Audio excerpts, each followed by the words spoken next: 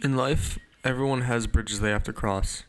This film is meant to help cross the bridge of bias. Three teenagers from the northeastern U.S. created this film.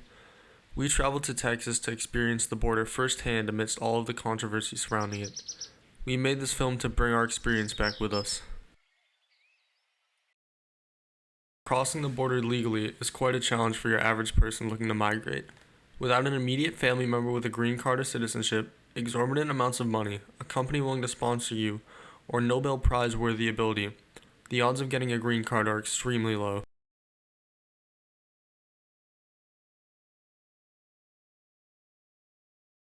It was a January morning, and it was pouring rain, freezing, and they kicked all these little kids and moms and dads out of that little building that they were in, out in the middle of a plaza. Building. Well, no, it wasn't. Like I called it a drive-through building. It had two sides. That's yeah. it. And there were tarps on each side to try to keep the weather out. But they kicked them out into the plaza right at the end of the bridge. Rain, cold. They had no shelter, no protection, nothing. While at the border, we learned of the harsh living conditions south of the U.S. In some places, living safely has become so difficult that many leave their previous lives and family behind for a chance at safety. In much of South America, cartels control daily life, even controlling the border, deciding who can cross. Even if not seeking permanent residency, the asylum-seeking process can take many years, often too long to avoid the domestic issues that they're seeking asylum from.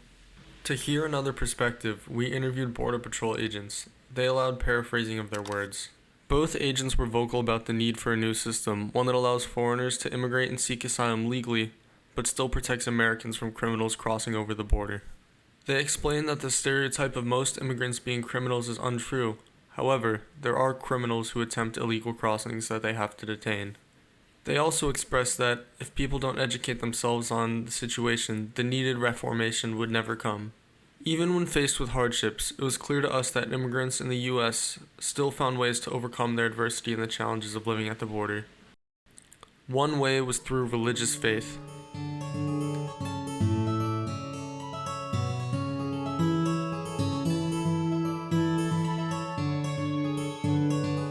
Another was their faith in America.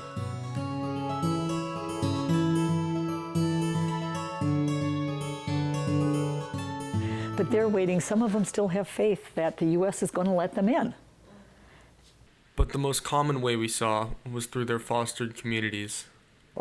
That was the most organized shelter you would ever find. It was amazing. They had a schedule in the kitchen. The Hondurans cook today, the Venezuelans cook here. I mean, it was unbelievable. They had a This beautiful one cleaned schedule up and- here. These Cubans cleaned up. They worked together. Yeah. They were awesome.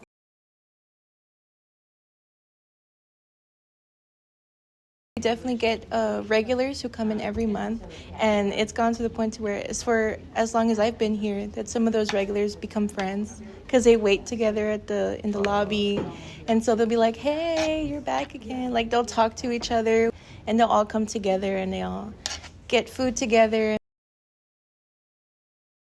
And at the heart of almost every part of the community, there was music.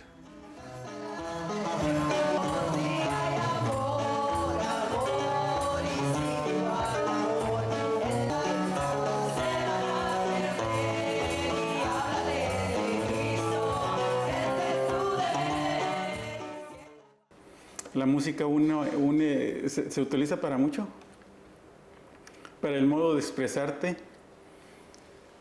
De música es un lenguaje que todos nos involucra, ¿verdad? Porque todos por medio de la música dicen que cuando no hay palabras, queda la música. Y es la que nos une, ¿verdad? De música. Y eso es un lenguaje universal, como quien se puede decir. Sí, sí.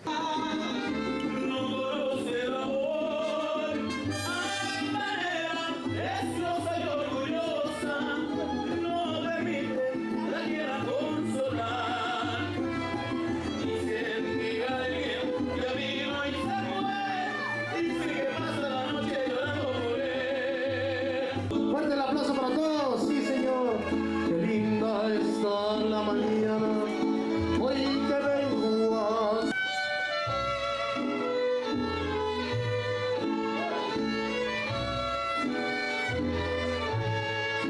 Estas son las La Lomita is a church that sits in no man's land, a section of space between the edge of the U.S. fence and the Mexico border. Once populated, the surrounding towns in no man's land were broken up by the wall. Very few residents remain, yet La Lomita lives on as a symbol of hope. The church fought to have no fence placed between La Lomita and the Mexican border, allowing for a safer place for people to cross. Border crossers are known to stop inside the church and write down a prayer in the book before leaving. Faith and hope in their purest forms. La Lomita serves as a break in the wall of despair, a symbol of hope, a reminder that there are forces fighting against division. The church still prevents any wall from being built to this day. Maybe in 4 years something will happen, but not now. You know, you have to be here. But they have nothing to go back to. They've either been robbed, burnt out, or their family's been killed, or whatever horrible things, or they just decided, I've got to get out to be safe and take care of my family. A common theme that arose at the border was the difference between the immigrant experience before and after the new administration's policy changes. We haven't had any, put it that way. Hearing that I've been in different locations, and other locations we've had more, but it's very slow. Shelters once filled with immigrants are left empty. The specific shelter we visited previously held upwards of 1,000 immigrants at a time. After recent administration changes, the shelters left empty. Team Brownsville previously aimed to provide necessary items to migrants waiting at the border. Now, almost all of their storage units sit vacant. January 20th, everything stopped. There's no one coming across the bridge. And so we've closed the Welcome Center because there's no point to have anybody there when you aren't seeing anybody. Fewer job opportunities bring more people to a local food pantry. It's been getting a lot tougher, so our clientele has grown a lot in numbers. A lot of them say that can't find a job, that they don't have employment, or that they're relying on benefits. Some South American residents with legal passage would walk across the border to sell their blood plasma, entering America just to get their blood leached. The only way we can stop this leaching is to stop the division. To stop the division, we need to understand and learn. We attempted to present our perspective and what we witnessed on our trip. Hopefully, it helped you cross your own bridge.